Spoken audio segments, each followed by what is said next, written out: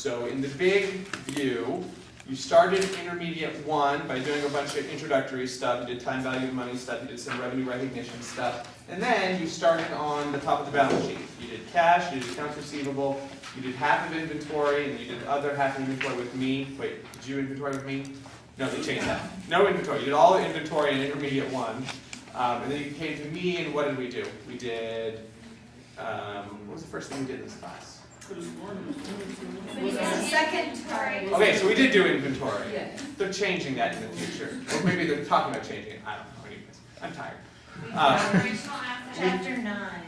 Inventory. So we finished up inventory, Operational and then we did long-term assets, including the 2 chapters involved in that.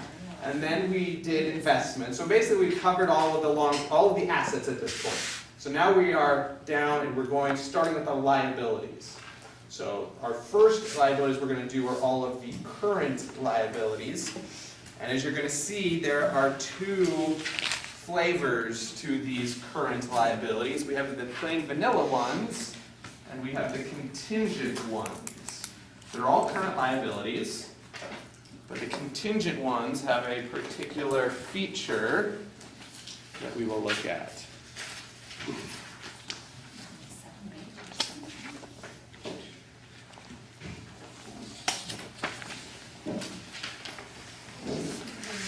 So I mentioned that there's really nothing very hard in this chapter. The only issue with this chapter is that there's a lot of different types of things. So we're going to go through lots of different examples of current and contingent liabilities, but there's nothing hard here. So we get back to hard stuff when we do the next 2 chapters, 13 and 14. No, 14 and 15, we then get back to some hard material. This just has a bunch of stuff in it, but nothing that's very difficult. All right, so the first part, we're going to talk about liabilities in general. The definition of a liability is the probable future sacrifice of economic benefits arising from present obligations to other entities resulting from past transactions or events. So one interesting feature of all liabilities is that there's 3 time periods. Something happened in the past, they exist today, and we're going to have to do something in the future. So every liability has that feature with all 3 things. One specific thing associated with liabilities is that there's a probability associated with it. So since there's something that's going to happen in the future, it may or may not actually happen. And so that's when we get to things that are uncertain, that's when we get to the contingencies that we'll do in the second half. So some examples of current liabilities include accounts payable, cash dividends payable, accrued expenses and all the various varieties, including salaries and wages and insurance and interest, etc. Unearned revenues, which are a liability, as you know. This is because of the accrual basis accounting. We have revenue recognition rules that tell us that we do not record revenue until 2 things happen. We've received the cash, or we're pretty sure we're going to be able to receive it, and we've done the work. So if we receive cash, we haven't done the work yet, that's an unearned revenue, and we're dealing with that. Taxes payable, short-term notes payable. Current liabilities, obligations payable within 1 year or 1 operating cycle, whichever one is longer. We almost always assume it's 1 year. So current liabilities are going to be payable, or we have to do the service within a year. Expected to be satisfied with current assets or with the creation of other current liabilities.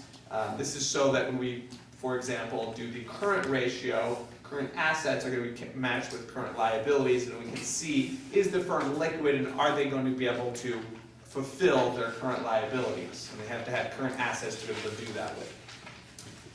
Current liabilities are more risky than non-current liabilities. So when we're looking at our balance sheet, we look at our liabilities, we have the current liabilities and we have the long-term liabilities.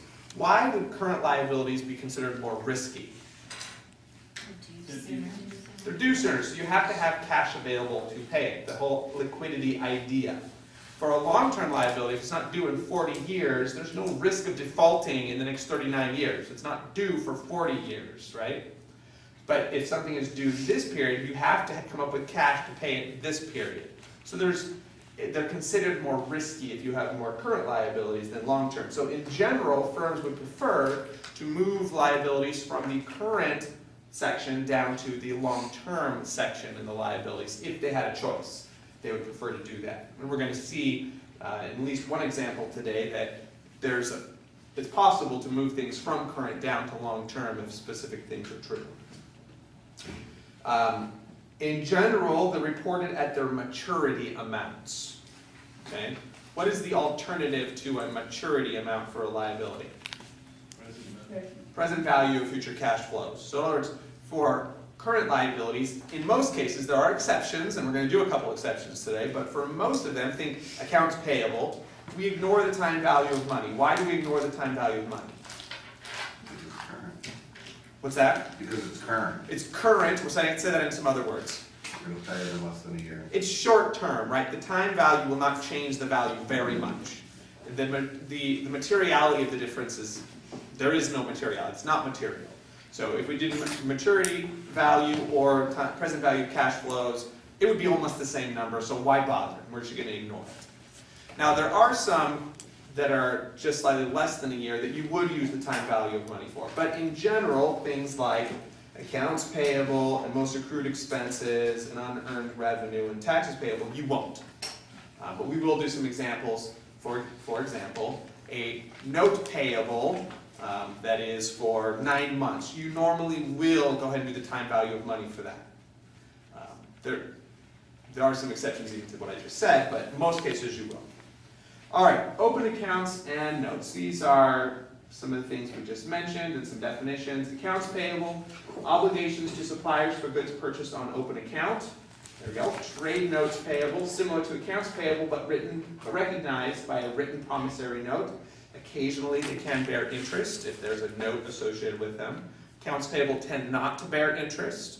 Sometimes there's penalties if they're paid late, but most of the time it's just they're due in a certain period of time, and then they're paid and there's no additional interest depending on how long it takes you to pay.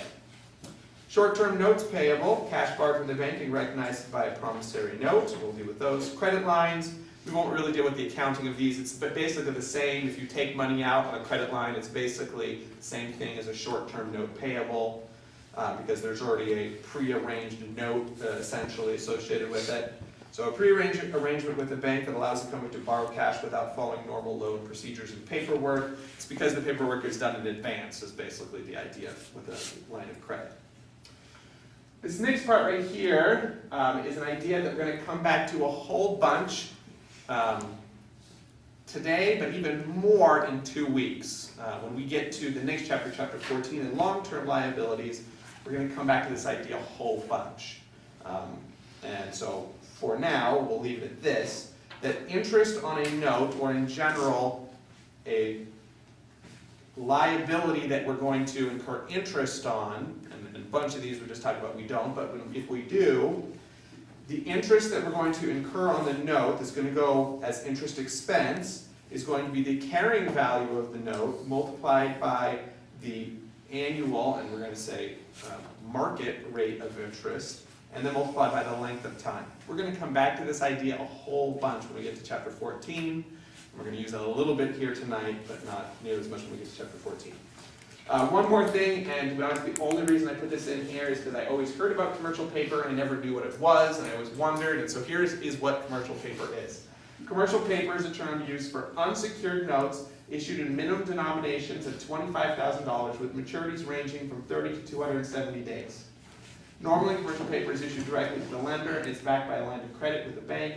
Commercial paper is recorded in the same manner as notes payable. So the accounting is the exact same as a note payable, but it's specific to unsecured, short-term liabilities, usually through a financial institution, and many times with a line of credit associated with it. That's all commercial paper is. Now you know. Did you all wonder that? Yeah. Okay. Now you know.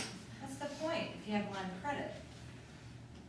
So then a commercial paper would be coming from a line of credit. Yeah. Okay. There you go. Now you know. Very important information. It's not going to be an exam. It's just, hey, now you know. All right. Interest, rent, salaries, commissions, and bonuses. Expenses such as interest, all those things, are liabilities at the balance sheet date if they're earned, incurred, but unpaid. These accrued expenses, accrued liabilities are recorded with an adjusting entry just prior to preparing financial statements.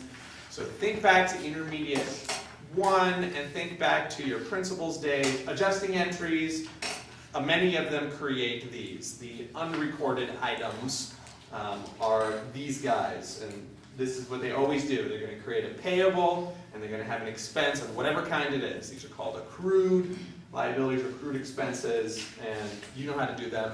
This is just a reminder that you know how to do them. All right, so we have 2 examples that we'll do here. And the purpose of this is to present an idea. The first one is an example of an interest-bearing note, and the second one is a non-interest-bearing note. So both of these are short-term liabilities, but they're going to be interest-bearing, essentially. So they're not like accounts payable, these are notes. So if we're dealing with notes, we're going to be dealing with interest. And so in our first one, we're going to be talking about an interest-bearing note. We'll do the journal entry associated with that. And then we're going to do a non-interest-bearing note, and then we'll talk about the differences between the two. So in our first very simple example, September 1st, Eagle Boats borrows $80,000 from the bank. The note is due in 6 months and has a stated interest rate of 9%. All right.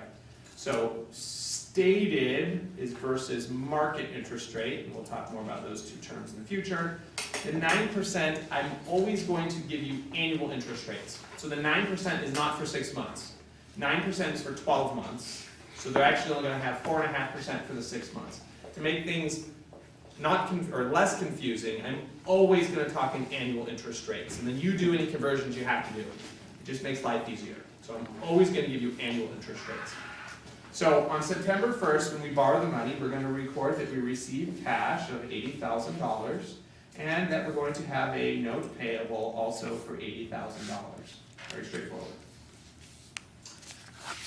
And then we have September, October, November, and December. 4 months pass, and on December 31st, we need to do an adjusting entry. Why do we need to do an adjusting entry?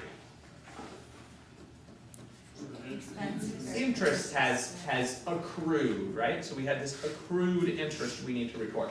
Let's figure out how much. We have 80,000, and multiply that by 9%, and then the time period that has passed, which is 4 out of 12 months. And so that is going to give us $2,400 of interest that is accrued for those 4 months. In other words, we've had this debt, time has passed, we owe money now, we have a liability, so we need to record that, and we have this interest expense that we need to put in the correct period. And so we're going to debit interest expense for $2,400, and we're going to credit interest payable as a liability for the same amount. All right, so that's our adjusting entry that we do at the end of December. March 1st comes around and we have to pay back the principal and the interest. All right, so it's a 6-month note with the same interest rate of 9%. So on this date, we're going to have to pay back cash of $80,000 plus 6 months worth of interest. So let's figure out what that 6 months worth is. So the 80,000 times 9% times 6 out of 12 will give us our total amount of interest we're going to pay, which is $3,600. So add the $80,000, and we're going to pay back cash of $83,600. On that same day, we need to get rid of the interest payable. Why? Because we just paid it, so we'll debit interest payable for $2,400.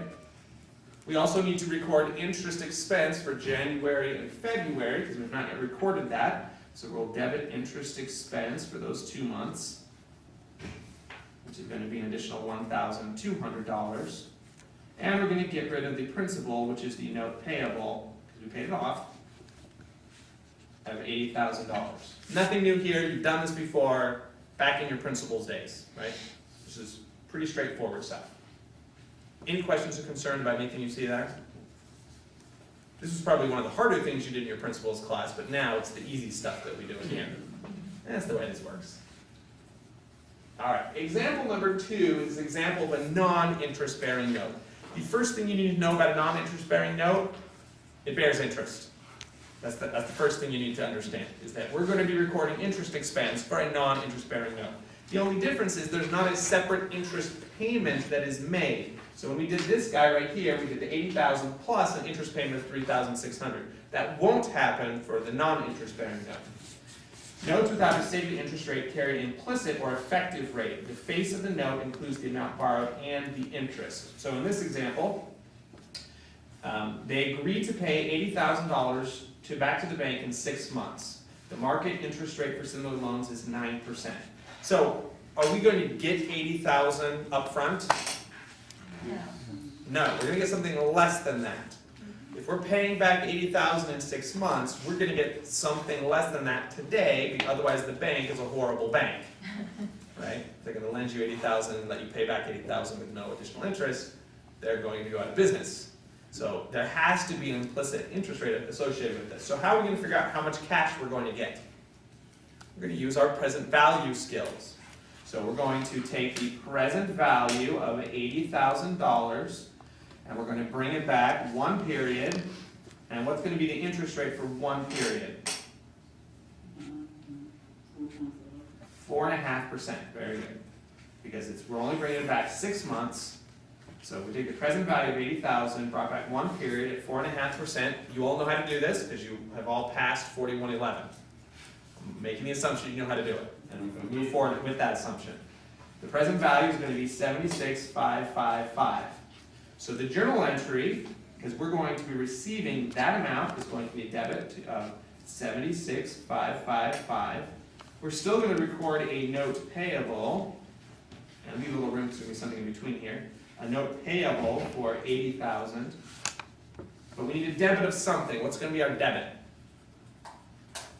Interest payable. Not interest payable. We do interest payable if we had a separate interest payment, which we don't. Discount is the right answer. We're going to record a debit to a discount on a note payable. What kind of an account is a discount on note payable? Contra liability. Contra liability is the right answer. You guys have all the right answers tonight. This is fabulous. I feel like in the past classes I've asked things and everyone stares at me. Everyone knows the answer tonight. This is good. I like this. So this is a discount, which is a contra liability. It's contra to the note payable account. So the carrying value of the note is how much right now? 344. What is the carrying value of the note? 76. 76,555. It's the note payable minus the discount, the liability minus the contra liability is the carrying value, which is 76,555. All right, so this is the way we record this instead of this way, because we're not receiving 80,000, we're only receiving 76,555, because we're not going to make a separate interest payment at the end. It's now December 31st. Do we need to record interest expense? The answer is Yes. yes. Why are we recording interest expense on a non-interest bearing note? Still The interest. answer is it doesn't matter if it's interest bearing or not. We have this rule that we're going to come back to in the future, and I'll just say it quickly right now. Don't write it down right now, because we'll talk about it next time. And it is called the, oh shoot. It's called the, just a second. The effective interest method or the effective interest principle. The basic idea is if you have a liability and time passes, then we are going to record interest expense equal to the carrying value times the market rate of interest times the time period, and there's no getting around that. I don't care what you do, what kind of machinations you do to create this weird financial instrument. If you have a liability and time passes, then you're going to record interest expense equal to the carrying value multiplied by the market rate of interest multiplied by the time period. This is an example. If you have a non-interest bearing note, there's no interest payment, it doesn't matter. If you have a liability, time passed, you're recording interest expense. And it's going to be equal to the carrying value, which we just said is how much? 76,555 multiplied by the market rate of interest, which in this case it tells us it is 9%. And then multiplied by the time period, which is, in this case, 4 months. And so we're going to record interest of 2297. And we're going to debit interest expense. This is the thing we cannot avoid. A firm cannot avoid recording interest expense. 2297. What is the liability, excuse me, Interest payable. what is the credit going to be? is not going to be interest payable. Discount? It is going to reduce the discount. We do not create an interest payable because there's no interest paid. So you can't create a payable that does not later get paid. So instead, we Oh, okay. It's discount. credit the discount. What does crediting the discount do? Is that added? It reduces the discount, but it increases the carrying value. In other words, you owe more now. If like on the other one, we did interest payable, we owe more. It's called interest payable, it's a liability. Now we owe more as well, but it's just included in the carrying value of the note payable. Because when we get to the end, all we're paying back is that 80,000 note payable. We're not paying additional interest payment. So we'll just increase the discount amount. When we get to the end, we're going to go ahead and record the rest of the interest expense. The rest of the interest expense is going to be the other 2/12 of this, so it's going to be basically half that number right there, which is 1148. And we're going to do the same thing. We're going to reduce the discount. So when we did this, how much discount is left? None. We've gotten rid of all of the discount at this point. And so all we have to do is we're going to go ahead and pay back the cash of, what was it, 80,000, and we're going to get rid of the note payable of 80,000. And we're done. All right, so this is somewhat of a preview of what we're going to do when we get to chapter 14. We're going to be primarily doing this with bonds, but a lot of the same ideas are going to be there as well. We're interested in this now because there is some effect in current liabilities, but we spend most of our time doing this when we talk about long-term liabilities. Any questions about either of these two problems? So, can we avoid interest? No. No, unless we capitalize it, that's a different thing completely.